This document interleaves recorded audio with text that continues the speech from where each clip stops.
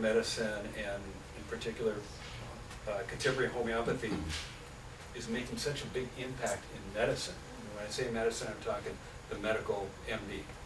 Is because 42% of all practicing physicians today are failing. 42%. And the reason isn't because they're not smart, because they're bright. I mean, every MD I've met, you don't go through medical school by not being bright and knowing your stuff. But what's happened is medicine has become consumer driven. Medicine has become managed by the government, managed care. And medicine has really changed because our patients have changed. Our patients are educated. They're looking things up online. And they're coming into your office now and they're saying, doctor, look what I found online today about my disease. Can I start taking this? How many of you in here have ever had a patient like that? Raise your hands. All the time. All the time. And you look at it and you go, yeah, okay, so let's talk about what's going on with your condition today. You know, and that's the wrong response. Because what's the patient going to think? He's not listening to me. She doesn't really care what I saw today. But wouldn't it be great to be able to say to the patient, you know what, Mrs. Jones, I saw that article too.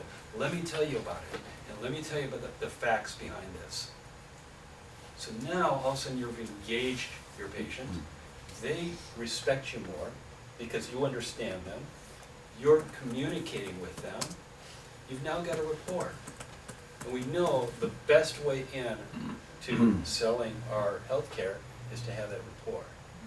So it's important to be educated on what's out there. You don't have to know everything, but take an educated perspective with your patient.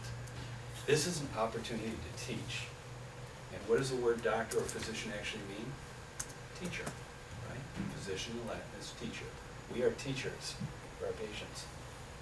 So the response can either be, oh, that's garbage, or let me see what this is. Let me tell you a little about it. Now let's talk about how we're going to use this material and this information to restore your health. Wouldn't that be a better way to approach? You think you'd get a good response from the patient at that point? And you make a recommendation and the patient's going to accept that recommendation.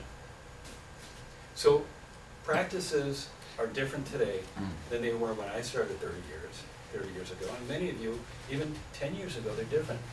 The consumer is driving the practice.